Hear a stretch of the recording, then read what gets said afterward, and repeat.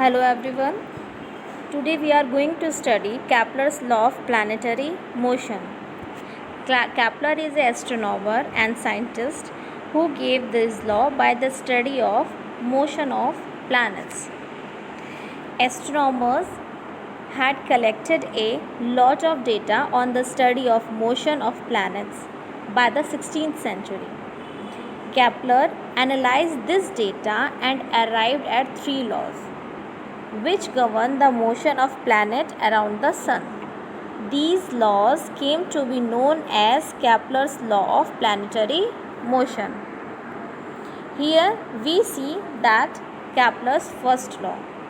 Kepler's first law states that every planet revolves around the sun in an elliptical orbit, with the sun situated at any one of the focus of the ellipse.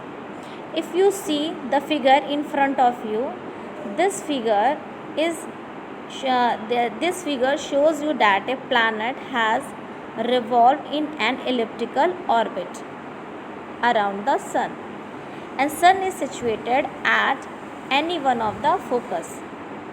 There are the two focus of ellipse, so either the sun situated on the first focus or the second focus. So this law follows every planet of our solar system.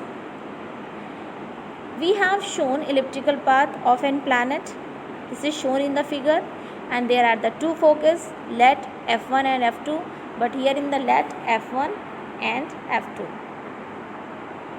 Okay, so these are the two focus of the ellipse lying on the major axis. This is the minor axis and this is the major axis.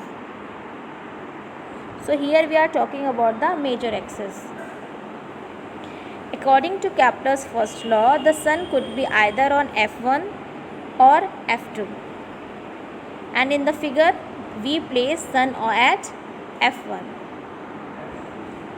Now this is Kepler's second law.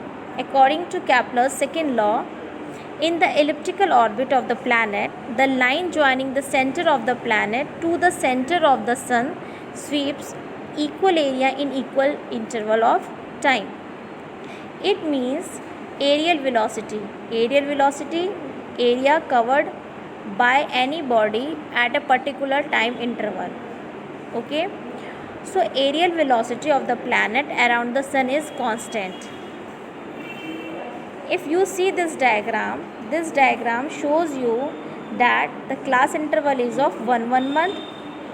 If we take sun as a center and trace a path and calculate the area which is covered by the planet in 1 month or whatever the time period is given, it is the same if we calculate it from anywhere on the planetary motion of that planet. But here the time interval is same. If we assume, if we take previously 1 month, so this time we have to take 1 month again, and we take sun as a center, then we calculate the area. If the time of the travel of the planet from point 1, here it is point 1, okay, P1, we assume this P1, and this is P2, this is P3, and this is P4.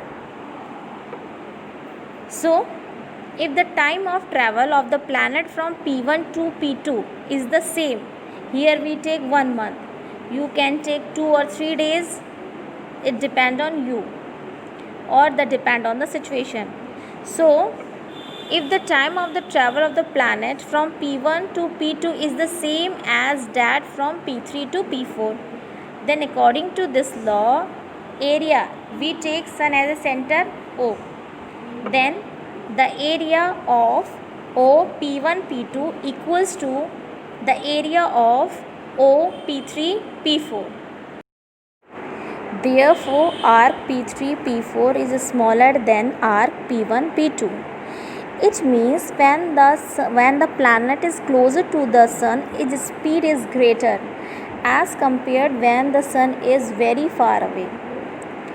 In a statement, we can say that speed of the planet is greater when it is closer to the sun than its speed when it is farther away from the sun. At last, the conclusion of this second law is this: a planet does not move around the sun with a constant speed. Okay, according to Kepler's second law, a planet does not move around the sun with a constant speed. Now it is clear that the planet does not move around the sun with a constant speed. Now the third one is Kepler's third law. This is the last law which is given by the Keplers.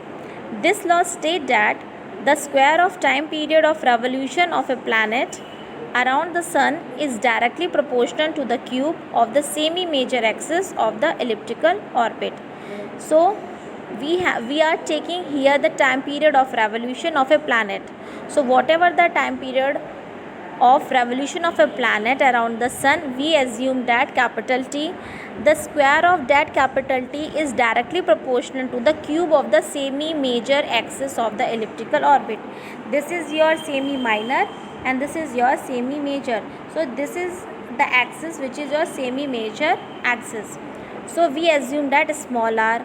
So T square is directly proportional to r cube. Again you listen the statement: the square of the time period, that is capital T, of revolution of a planet around the sun is directly proportional to the cube of this semi-major axis. Semi-major axis, this one. This is the semi-major axis of the elliptical orbit.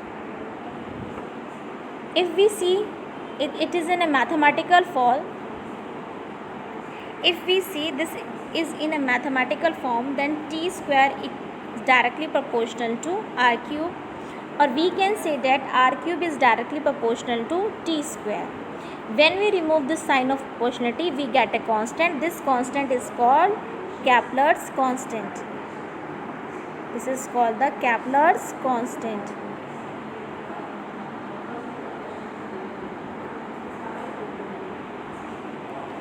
And the constant equal to r cube by T square.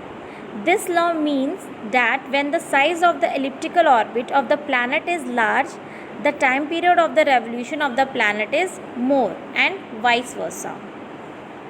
It is important to note that Kepler stated only the laws of planetary motion, but he could not give a theory to explain the motion of planets, because he gave his analysis on the basis of the study of 16th century. It was Newton who established that the real cause of the planetary motion is the gravitational force that is exerted by the sun on the planet.